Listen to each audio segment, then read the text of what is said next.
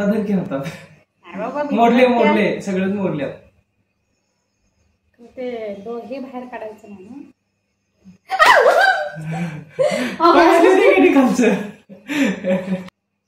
Hello नमस्कार, मी प्रतिभा तुम्हा सर्वांचं स्वागत करते आपल्या चॅनलवर, ज्याचं नाव आहे व्लॉगर परी. तर आजचा दिवस तुम्हाला खूप छान सुंदर जाऊन तुमच्या मनातील सर्व इच्छा पूर्ण होत. तर इथे मी कधी मसाल्याची तयारी करून घेते.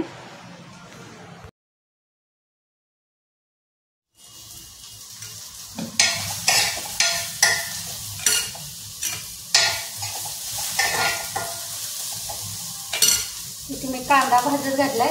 हा कांदा थोडासा अजून भाजल्यानंतर ह्यामध्ये मी सुका खोबऱ्याचा किस टाकणार आहे. हे मी वाटण करणार आहे. त्याच्यासाठी ह्या खेकड्याचे जे हे खेकडे आणलेत की नाही, याचा मी रस्सा बनवणार आहे त्यासाठी. तर याची मी थोडी छोटी छोटी जी पेंडा आहे ती अशीच अख्खीच टाकणार आहे. आणि बाकीचे जे आहे की नाही हे आणि हा छोटा पेंडा असं त्याचं मी वाटण करणार आहे. एकदम बारीक करून घेणार आहे.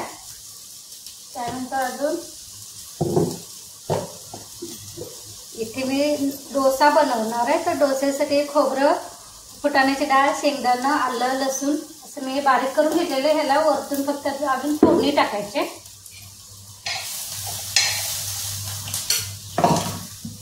इथे मी आता बटाटा उकडून घेतलेला आहे, याचं साल काढून घेते. ते मला डोश्यासोबत पण बटाटा करायचा आहे.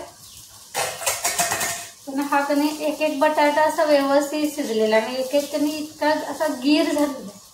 कसं काय नाही, ते नवीन बटाटे असताना असं होतं ना, एक एक अगदी व्यवस्थित आहे, एक एक एकदमच असं गीर झालेलं. तर मी डोश्यासोबत पण भाजी होणार आहे आणि खेकड्याचा रस्सा करणार आहे जेवणासोबत. तर चाटाला वाढण्यासाठी पण मी बटाट्याची भाजीच करणार आहे.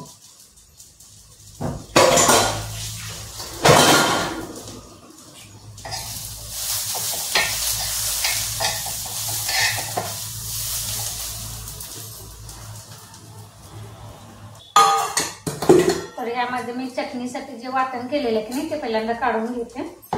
म्हणजे वरून मोहरीची वगैरे मोहरी हिंगची आणि फोडणी द्यायची आहे. मला थोडीशी मी पातळ करणार आहे.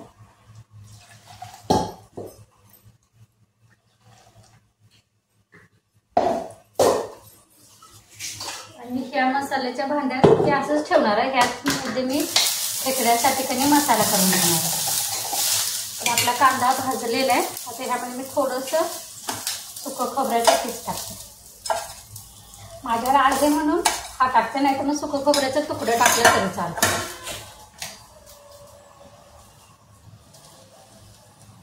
त्यातच मी लसूण पण टाकून घेते. त्यात मी कोथिंबीर टाकते.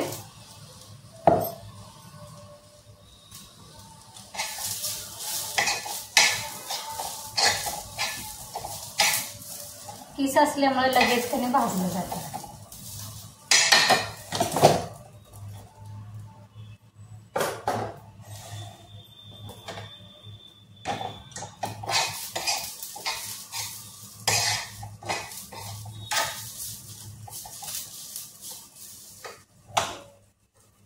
या मिक्सरच्या भांड्यामध्ये काढून त्यांनी गार करायला ठेवतो. म्हणजे गार केलं त्याचं वाटण करून घ्यायचं.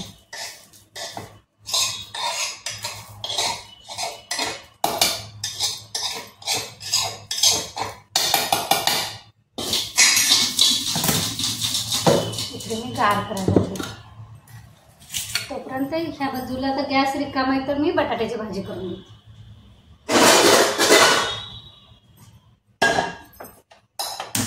बटाट्याची भाजी मी साध्या पद्धतीनेच करणार आहे. म्हणजे आपण जी जेवणासोबत करतो नाही, कांदा टोमॅटो घालून. फक्त तुम्हाला डोश्यासोबत जर बटाट्याची भाजी करायची असेल का नाही, तरी कांदा टोमॅटो नाही घातला तरी चालतं. फक्त आलं, लसूण आणि इथे हिरवी मिरचीची पेस्ट केलेली आहे. इथं कोथिंबीर चिरून ठेवलेली आहे. आणि इथं आता मी बटाटा चिरून ठेवते. बटाट्याचं मोठं मोठंच तुकडं करणार आहे, कारण ते असं थोडंसं गीर झालेलं आहे त्यामुळे. आणि ह्याला डोश्याला कधी असं कुस्करून जरी बटाट्याची भाजी केली तरी चालणार आहे. पण मी नेहमी असं तुकड्या तुकड्याच करणार आहे, कारण मला ते जेवणासोबत पण द्यायचं आहे. फक्त डोश्यासाठी की नाही गीर झालं तरी चालतं बटाटा.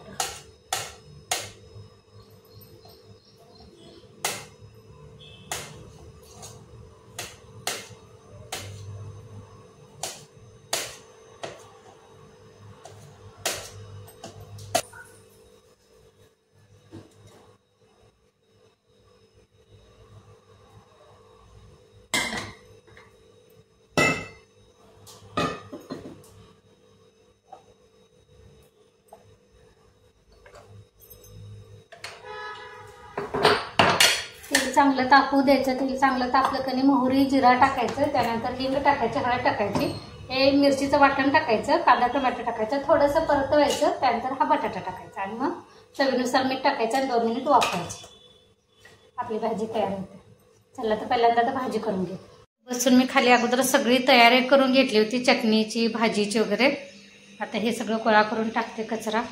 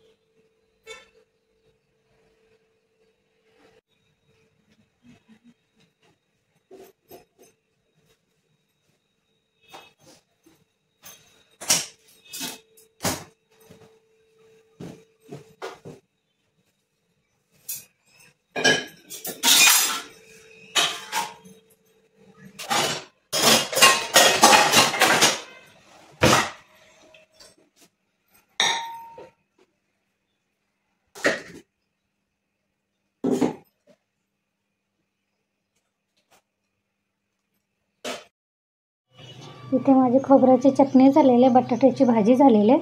आता मी खेकड्याचा रस्सा करायला घेतला आहे. एका बाजूला मी पाणी कोमट करत ठेवलं होतं, कारण खेकड्याच्या रस्स्याला कधी पाणी कोमट लागतं. हे मी थोडंसं पहिल्यांदा खलबत्त्यात ठेचून घेतलं, नंतर मिक्सरला नांग्या जे छोट्या होत्या ते आणि 1-2 मोठे पेंदे ते असं चेचून घेतलं आणि नंतर कधी मिक्सरला बारीक करून घेतलं थोडंसं पाणी घालून.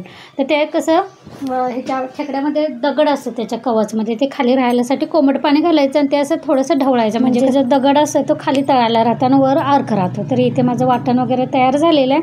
आणि मी आता जर तुमच्याकडे खेकडी छोटी छोटी असतील का नाही, तर त्याचं सुक्कं पण तुम्ही मटणाचं सुक्कं कसं करता अंड्याचं वगैरे तसं मसाला घालून केलं तरी पण छान लागते. तर आता माझ्याकडे तसं असं वेगवेगळं करायचं, इतके खेकडे नव्हते त्यामुळे मी मोठं पेंदं वाटून घेतलं आणि छोटं छोटं होतं त्याचं एकाचं 2 भाग केलं, म्हणजे छोटं म्हणजे अगदी छोटं नव्हतं, मध्यम आकाराचं होतं. त्याचं 2 भाग केलं आणि जे मोठे नांगे असतात की नाही तर त्या आणि ते पेंदा असं मी अख्खेच घालणार आहे, म्हणजे कसं रश्श्यासोबत ते असं उकळलं की खायला पण चांगलं लागतं. ते मोठं नांगं असतात की नाही तुम्ही भाकरीच्या तव्यामध्ये ते घालायचं, त्याच्यात झाकण ठेवायचं आणि बारीक गॅसवर 10-15 मिनिट भाजलं कणिकी तरी पण ते नांगं चांगलं लागतं, म्हणजे फोडायचं आणि त्याचा आतला गाभा जो असतो तो चवीला छान लागतो. तर इथे मी घरगुती लाल तिखट, मीठ आणि गरम मसाला, हळद वगैरे सगळं काढून घेतलेलं आहे. मी खेकड्याचा रस्सा कसा म्हणजे तुम्हाला परफेक्ट असा अगदी व्यवस्थित कसा करायचा हे बघायचं असेल तर मी माझा व्हिडिओ एक अपलोड केलेला आहे, त्याच्या वाटल्यास लिंक मी डिस्क्रिप्शन बॉक्समध्ये नक्की देईन. तर इथे मी बारीक गॅसवर मसाला भाजत घातलेला आहे. मसाला बारीक गॅसवर भाजला की तर्री पण चांगली येते रस्स्याला. आणि मला अधूनमधून कधी बाहेर जाऊन बघायला लागत होतं, कारण चार्ली घरात बसून कंटाळलेला, त्यामुळे तो बाहेर जाऊन बसला होता. त्यामुळे तो बसला की परत रस्त्यावर गेला हे जाऊन सारखं बघावं लागत होतं. तर इथे माझा रस्सा झालेला आहे. आता मोठ्या गॅसवर एक उकळी आणायची आणि बारीक गॅसवर 10 मिनिट हे शिजवून घ्यायचं. मस्त लागतो पावसाळ्यात पण. आणि तुम्हाला सर्दी वगैरे दुखणं तर असतंच आता पावसाळ्यात, तर सर्दी हा रस्सा पिल्यामुळे कधी सर्दी पण निघून जाते असं म्हणतात. तर इथे मी आता डोसा बनवायला घेतलेला आहे. तुम्ही मगाशी पहिल्यांदा कधी पीठ असं फुगलेलं बघितलं असेल तर माझा आजचा अनुभव सांगते. ह्यात मी कधी उडदाची डाळ थोडीशी होती, त्यात मी हिरव्या मुगाची डाळ ती पण घातली आणि त्याच्यात दुप्पट तांदूळ घातलं होतं. काल सकाळी भिजत घातलं होतं, रात्री वाटण केलं होतं आणि रात्री कधी पसरट भांड्यात मी ते भिजत घातलं होतं आणि सकाळी सोडा अजिबात घातला नव्हता तरी पण. आणि पावसाळ्यात थंडीच्या दिवस असून पण कधी किती मस्त असं फुगलं होतं. तर हे कशामुळे तर ते मी पसरट भांडं ठेवल्यामुळं कधी त्याला स्पेस मिळाला त्या पिठाला फुगायला आणि ते अगदी सोडा न घालता पण इतकं छान असं फुगलं होतं. तर हा माझा अनुभव आहे, तुम्ही पण नक्की ट्राय करा, सोडा न घालता असं भिजवण्याचा प्रयत्न करा. आणि मुगाची डाळ घातल्यामुळं सालीसकट कधी थोडा कलर असा जास्त व्हाईट झाला नव्हता, पण चवीला खूप छान आणि कुरकुरीत असे डोसे झाले होते. तर तुम्ही एकदा नक्की अशा पद्धतीनं पण करून बघा. ह्यानंतर माझी थोडीशी भांडी वगैरे पडली होती ती मी घासून घेणार, बाकीची कामं आवरते. त्यासोबतच आजचा व्लॉग पण मी इथंच बंद करते. पुन्हा भेटू नवीन व्लॉगमध्ये. तोपर्यंत तुम्हा सर्वांना मनापासून धन्यवाद.